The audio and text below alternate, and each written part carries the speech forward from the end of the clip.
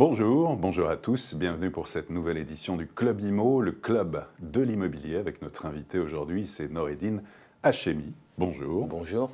Vous êtes le président, directeur général de Kaufmann & Broad, l'un des acteurs majeurs de l'immobilier neuf en France, et vous publiez votre note de conjoncture avec notamment vos résultats du premier trimestre 2015.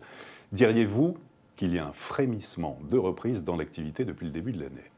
Alors, nous avons effectivement un vrai retour des investisseurs particuliers sur le marché. Si on compare l'évolution du premier trimestre de l'année 2015 à comparer au même trimestre de l'année précédente, on a à peu près 40 à 50% d'investisseurs supplémentaires sur ce marché-là. Je parle du trimestre de janvier à mars, qui ne correspond pas exactement au trimestre que nous avons publié, qui fait de décembre à février.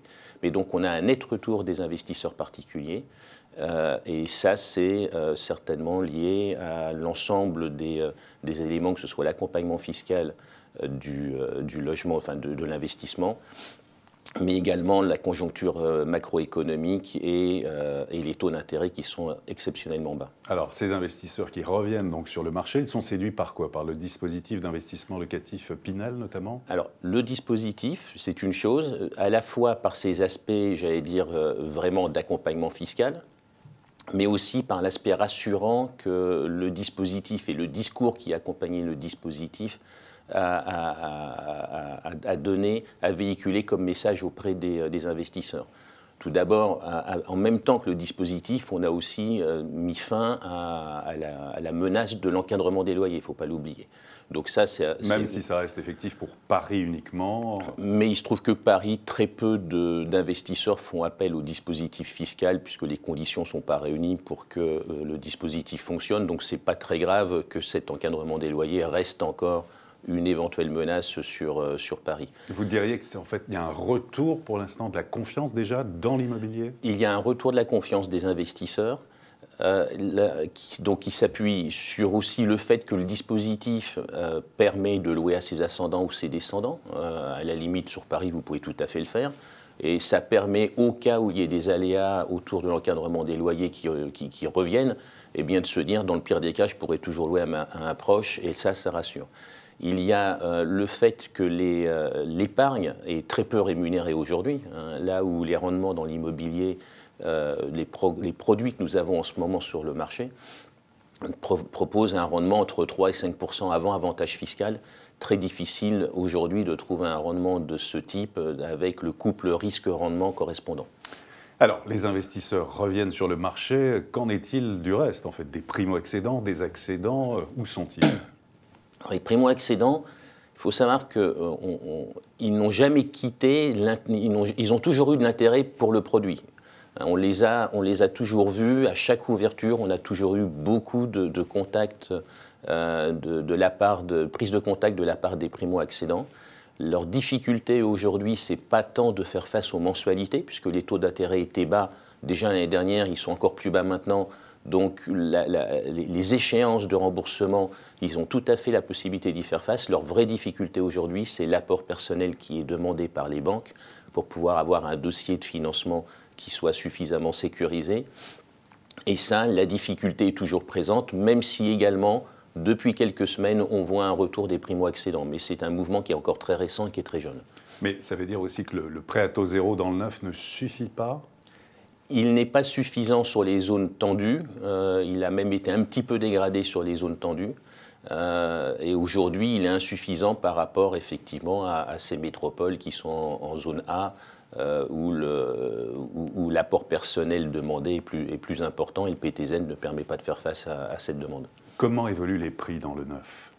On peut s'attendre à une stabilité cette année. Ceci étant, si on constate un vrai retour des investisseurs qui continue, comme on a pu le voir en début d'année, il faut faire attention du fait que pendant 2 années, on a eu une baisse des permis de construire. Il faut s'assurer qu'il y a bien une continuité de propositions sur le marché et qu'on ne se retrouve pas pris en ciseaux cette fois-ci de manière un peu stupide, c'est-à-dire à ne pas avoir délivré assez de permis de construire les années précédentes et avoir la demande qui redémarre d'un autre côté et une offre qui soit insuffisante par ailleurs. Faut-il se précipiter actuellement pour acheter? On sait qu'on a des taux d'intérêt qui sont historiquement bas, des prix qui sont, on va dire, plutôt à la baisse, même s'ils se stabilisent dans le neuf. Qu'est-ce qu'on fait? On attend, on y va? Il faut y aller, ce n'est pas un achat qu'on fait de manière précipitée, c'est quand même un gros investissement pour un particulier. Donc se précipiter, ce n'est certainement pas une bonne idée. Ceci étant, si on pense qu'on a trouvé un produit qui satisfait les attentes, là, à mon avis, aujourd'hui, il ne faut pas hésiter. Comment situez-vous le placement Pierre aujourd'hui alors que la bourse reprend des couleurs? Alors dans le couple risque-performance-rendement, on se situe plutôt bien. Moi je considère qu'on se situe entre les placements sans risque, comme on dit sans risque, qui sont les contrats en euros par exemple, et puis la bourse qui est beaucoup plus risquée. La pierre se situe entre les deux, mais il faut savoir que la partie placement sans risque est à une rémunération quasi nulle en ce moment. Donc on a un produit couple rendement extrêmement intéressant aujourd'hui sur le marché immobilier. Quelles sont vos opérations les plus emblématiques pour 2015 et où faut-il peut-être donner des pistes pour investir?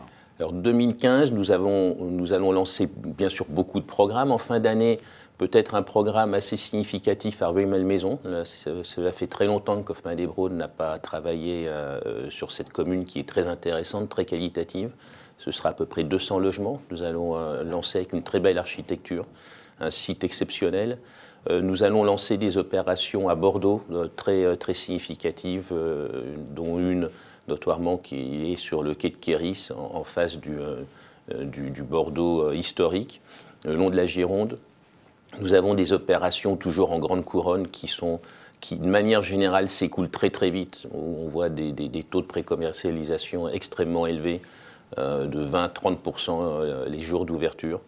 Et puis on a relancé récemment un programme qui fonctionne très bien dans le 17e à Paris-Batignolles, puisqu'on vient de faire en 2 week-ends plus de 20 réservations et on va lancer les travaux dans les mois qui viennent. Et puis je crois que vous allez signer avec le groupe SNI en matière de logement intermédiaire. De quoi s'agit-il exactement? Tout à fait. SNI donc, est une filiale de la Caisse des dépôts et consignations qui a notamment pour vocation de développer le logement intermédiaire, donc ce qui se situe entre le marché libre et le logement social.